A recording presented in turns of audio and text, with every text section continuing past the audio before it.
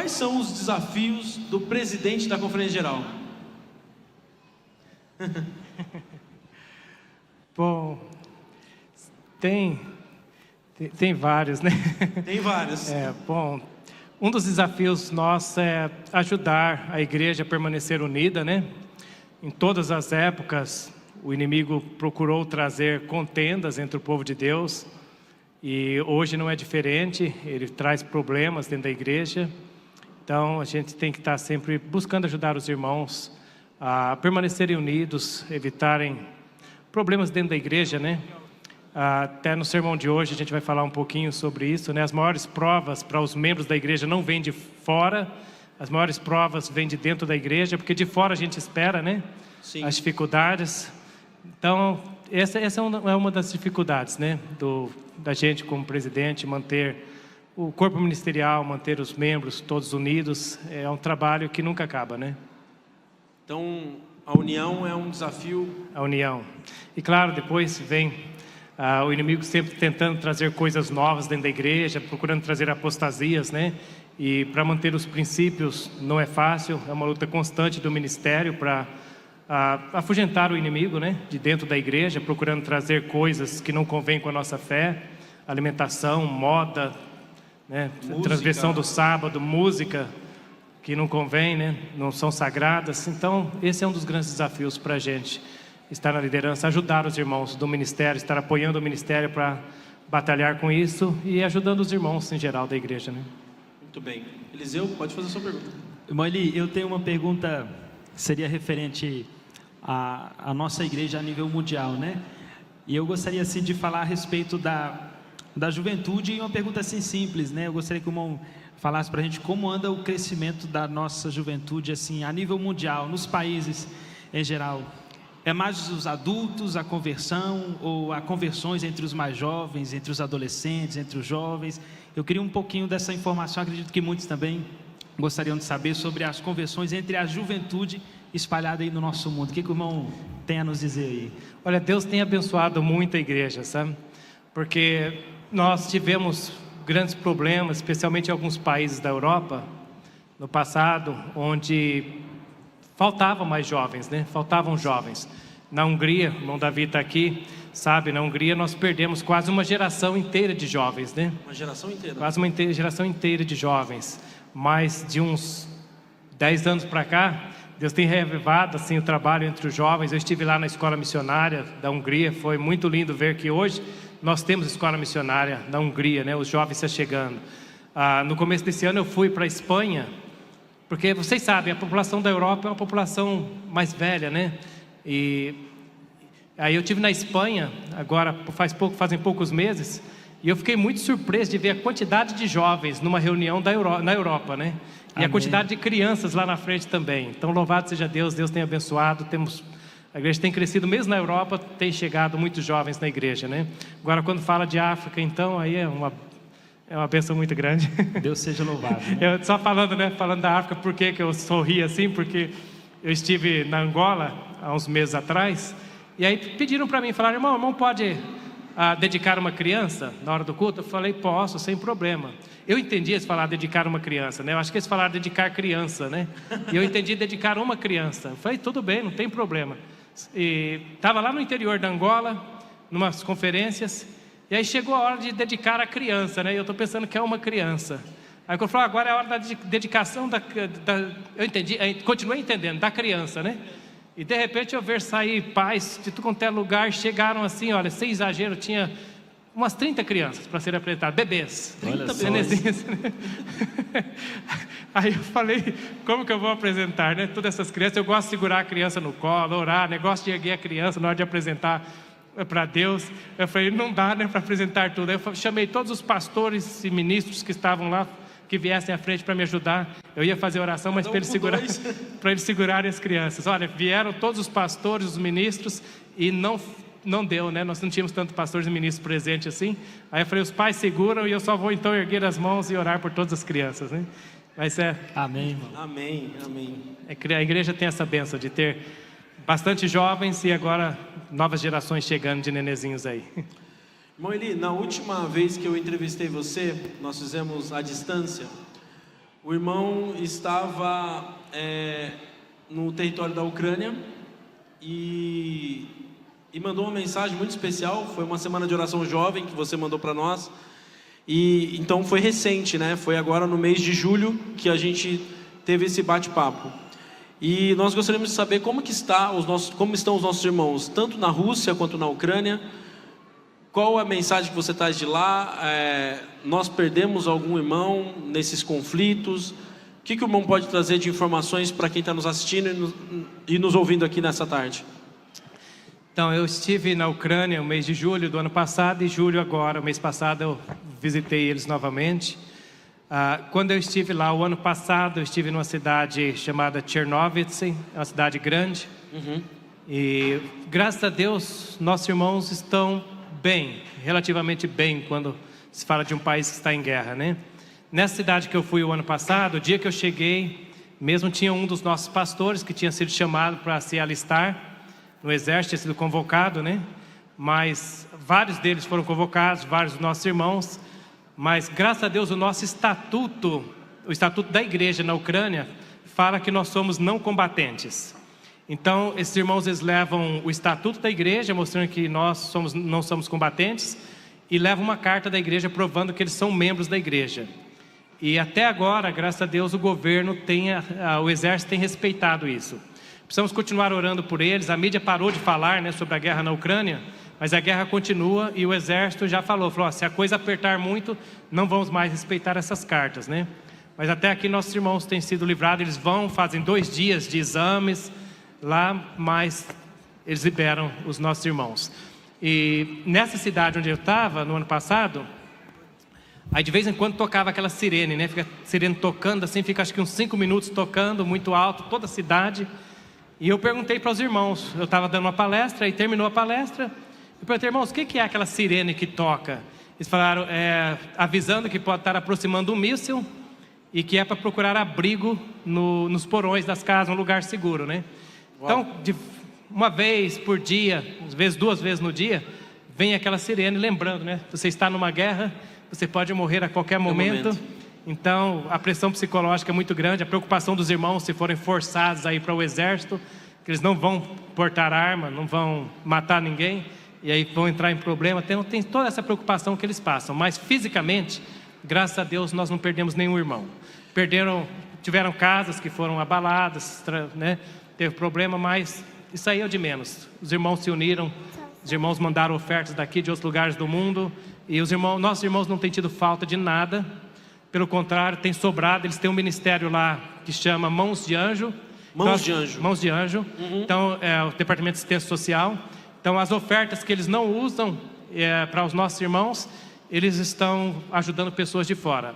Aliás, nossos irmãos na Ucrânia, para eles mesmos, eles quase não usaram as ofertas que mandamos. Foi mais para a gente de fora. Eu cheguei lá, na Ucrânia, o ano passado, eu esperava assim. Nós temos uma igreja grande, acho que temos, não me lembro se são 3 ou 4 pisos, né? Uma igreja grande, onde está a sede da associação. E eu ouvi falar que tinha pessoas ficando na igreja. Cheguei lá na igreja, eu pensei que ia estar cheio de irmãos nossos. Mas aí eu comecei a olhar as pessoas que estavam na igreja. A gente conhece, né? Quem é da igreja, quem não é. Sim, já da maneira que se veste, tudo a gente já consegue discernir. Aí eu percebi que não eram membros da igreja. Aí eu perguntei para os irmãos, falei, irmãos, onde estão os membros da nossa igreja? Porque esses que estão aqui não são membros da igreja. Eles falaram, não, aqui não tem nenhum membro da igreja. Eles falaram, os nossos irmãos foram levados para as casas dos nossos irmãos. Isso aqui, a igreja aqui, para ficar aqui na igreja, é para o pessoal de fora. A gente traz eles de fora. Aí que a gente dá comida, dá medicamento, o que eles estiverem precisando a gente dá através do Departamento de Assistência Social da igreja. Algum dos nossos irmãos chegou a perder sua casa, alguma coisa assim, irmão? Chegaram a perder, mas já foi reconstruído, nas áreas que já melhorou. E outros, os nossos irmãos, eles compraram, com as ofertas foram levadas, compraram também uma van para esse Departamento de Assistência Social, compraram micro-ônibus e eles usaram esses automóveis primeiro para tirar os nossos irmãos das regiões mais perigosas e levar para os lugares onde temos irmãos que podiam apoiar eles. Então, os que não puderam voltar para suas casas, não puderam reconstruir casas, porque ainda está numa região muito perigosa, eles estão se estabilizando para onde eles mudaram. E eles são muito trabalhadores, esses irmãos ali. Então, eles chegaram, ficaram um pouco de tempo com os nossos irmãos, mas logo eles já arrumaram serviço e já arrumaram lugar para viver. Os irmãos ali, eles têm assim, uma mentalidade assim... Vou contar para vocês um detalhe. Quando nós recebemos a notícia que estava em guerra, podia ter dificuldades, a Conferência Geral mandou $80 mil para começar a ajuda para a Ucrânia. Ajudar lá. Dessas ofertas que a gente recolhe na Escola Sabatina para esses casos. Sim. Mandamos $80 mil. Mas os irmãos na Ucrânia, eles não estão acostumados a receber ajuda. Eles estão acostumados a ajudar os outros. Então, quando eles receberam os $80 mil, eles falaram assim: irmãos, muito obrigado, assim que pudermos a gente vai pagar. Devolver. Olha aí. Eles pensaram que era um empréstimo. A gente tinha que explicar, falei, irmãos, não é empréstimo, isso aí é doação, vocês não precisam se preocupar de pagar, a gente sabe das dificuldades que vocês vão ter, então não é empréstimo, não preocupam, né? Mas é como eu disse, eles receberam o dinheiro, pouquíssimo usou para os nossos irmãos, e outras ofertas que a gente continua mandando, eles usam quase tudo para ajudar pessoas de fora. Muito bem. Henrique, só um detalhe. Primeiro, irmão, eu fico muito feliz em saber que as autoridades respeitam, né, essa questão da nossa crença, da nossa fé, em não sermos combatentes. Isso reforça mais ainda a nossa crença, em meio às dificuldades, manter a nossa convicção. Agora, só uma informaçãozinha simples. Essa exigência tem sido mais por parte da Ucrânia, por ser um país menor, ou na Rússia também exige da mesma forma? Na Rússia também é a mesma coisa, mas Deus, assim, de formas milagrosas, tem poupado o nosso povo. Nossos irmãos têm conseguido escapar do serviço militar até agora. Irmão Eli, nessa segunda visita à Ucrânia que o irmão fez, eu queria ainda continuar falando um pouco desse território ucraniano. Existe alguma coisa que te impactou muito, alguma coisa que aconteceu lá que marcou você de alguma forma? Sim, irmão Henrique, tiveram duas coisas que me impactaram bastante, né? Chamou minha atenção.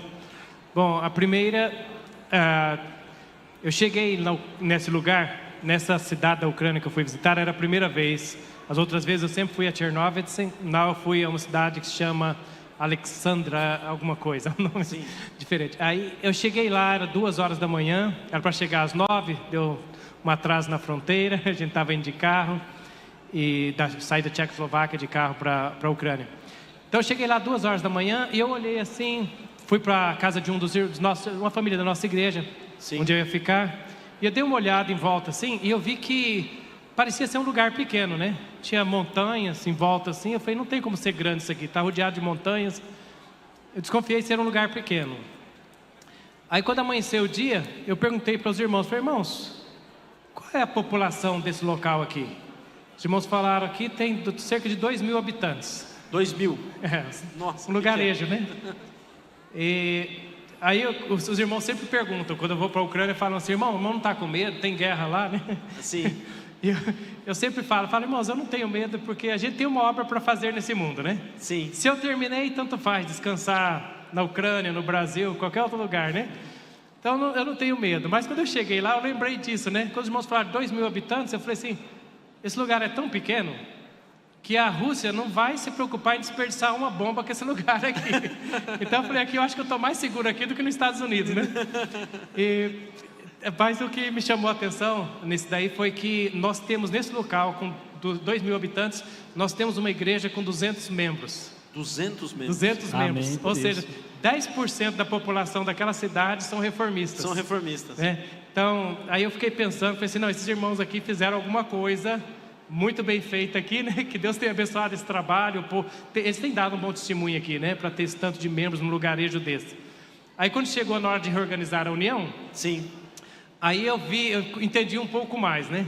Irmãos, eles são tão unidos, nossos irmãos ali, são tão unidos naquele local, e eles estão trabalhando assim, tão unidos entre eles, que na hora que foi reorganizar a união, o presidente já estava lá por 2 termos, teria que trocar ele agora de acordo com os estatutos, ele tinha que sair e colocar outro, né? Sim. Mas quando chegou na comissão, os irmãos falaram, irmão, não tem como deixar o irmão Gennady Lavrik, não tem como deixar ele para continuar como presidente? Eu falei, olha, só tem um jeito.